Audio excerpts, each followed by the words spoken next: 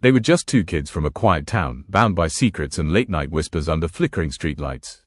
Her name was Elara, his was Kael. To the world, they were ordinary, two dreamers barely out of high school. But when they were together, time itself seemed fragile, as if the universe held its breath for them. What no one knew was that Elara and Kael shared a hunger for the unknown. While other couples planned dates and dances, they planned escapes, into theories, star maps, and half-burnt notebooks filled with equations.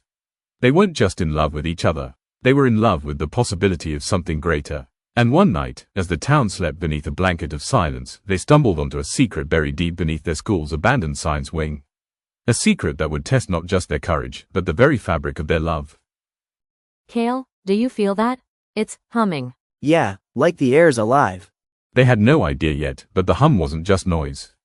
It was the sound of a door between worlds, calling their names. From the very beginning, Elara and Kael were misfits who fit together perfectly. She sketched constellations in the margins of her math homework. He carried around a journal filled with wild theories about wormholes and mirror realities. Alone, they were strange. Together, they were unstoppable. They found solace in each other's obsession with what if. What if time wasn't linear? What if there were infinite versions of themselves out there, living different lives? Some nights, they'd lie on the rooftop of Elara's house, staring at the stars until dawn. Do you ever think, somewhere out there, we are different? Maybe we never met. Maybe we're strangers. Then, I'd spend every lifetime finding you again. Those words became a promise, sealed under starlight. But promises have a way of being tested. Their curiosity pulled them deeper into forbidden places, old archives, dusty labs, and long-forgotten files. That's where they pieced together the legend of Project Nadir, a government experiment abandoned decades ago, hidden in plain sight beneath their school. They didn't believe it at first, until they found the door. Not a wooden one, not metal, but an invisible threshold humming faintly, like the air itself was alive with secrets.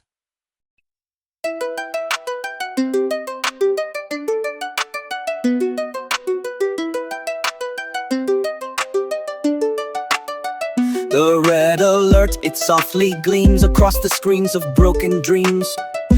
At first, they thought it was a myth, a story buried under decades of dust and fear. But when Elara pressed her hand against the cold air of the old laboratory wall, her palm trembled.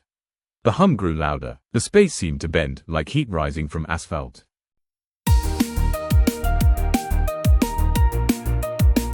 Kael, it's not solid. Look. That's impossible.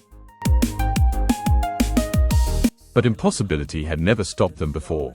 They returned night after night, sneaking past locked doors, carrying flashlights and notebooks filled with hastily drawn symbols. The door wasn't always there. It pulsed like it had a rhythm, vanishing and reappearing as if waiting for the right moment. One night, they noticed the lab's old generator flickering to life.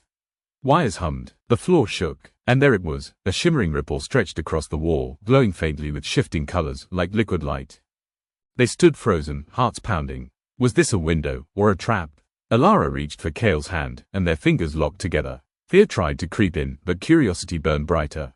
If this really is a door, we don't know what's on the other side. Then we find out, together.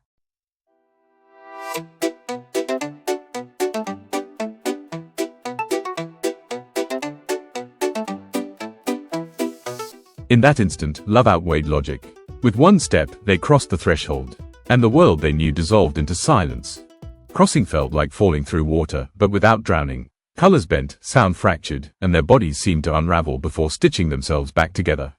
Then, silence. Elara gasped. The air was different, sharp and electric, carrying the scent of rain though no storm had passed.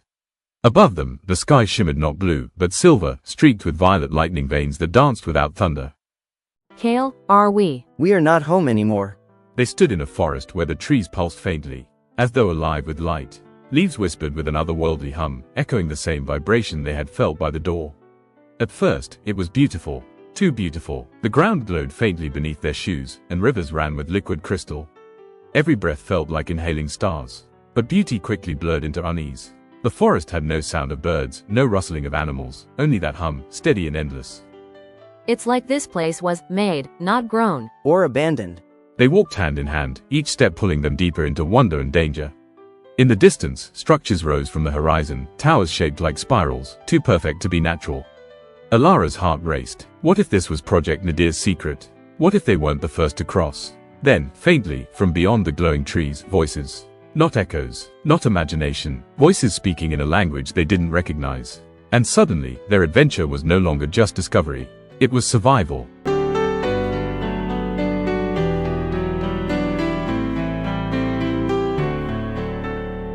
Elara's heart raced. What if this was Project Nadir's secret? What if they weren't the first to cross? Then, faintly, from beyond the glowing trees, voices. Not echoes, not imagination, voices speaking in a language they didn't recognize. What if they weren't the first to cross? Then, faintly, from beyond the glowing trees, voices. And suddenly, their adventure was no longer just discovery. It was survival. The voices grew louder, echoing between the glowing trees. Elara and Kael crouched low, hearts pounding in sync. Figures emerged, humanoid, but not quite. Their eyes shimmered like molten silver, and their movements were too precise, like dancers caught in an endless rhythm.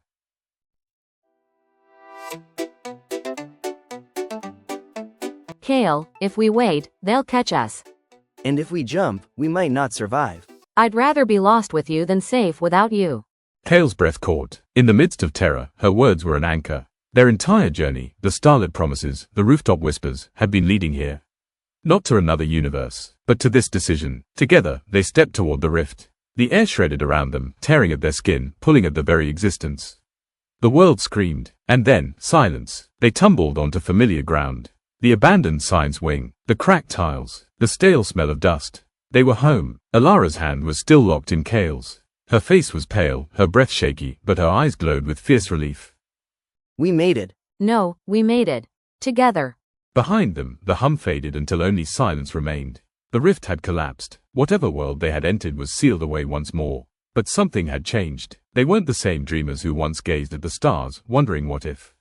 They had lived the question. And the answer was clear. No matter the universe, their love was unbreakable. They never told anyone what happened. To their friends, Elara and Kael were just two young lovers who spent too much time in forgotten corners of the school. But deep down, they carried the memory of silver skies, glowing forests, and the choice that nearly tore them apart. They realized something powerful. The universe is vast, unpredictable, and terrifying. But love is the constant that threads through every possibility. Maybe there are infinite worlds, infinite versions of themselves. Some strangers, some broken, some never meeting at all. But here, in this one fragile reality, they had chosen each other. And that was enough. Do you think we'll ever find another door? If we do, we'll open it. Together. And with that, they walked out of the shadows of the science wing, into the rising dawn. Not as two dreamers chasing what-ifs, but as two hearts certain of one truth. No matter the universe, love always finds a way.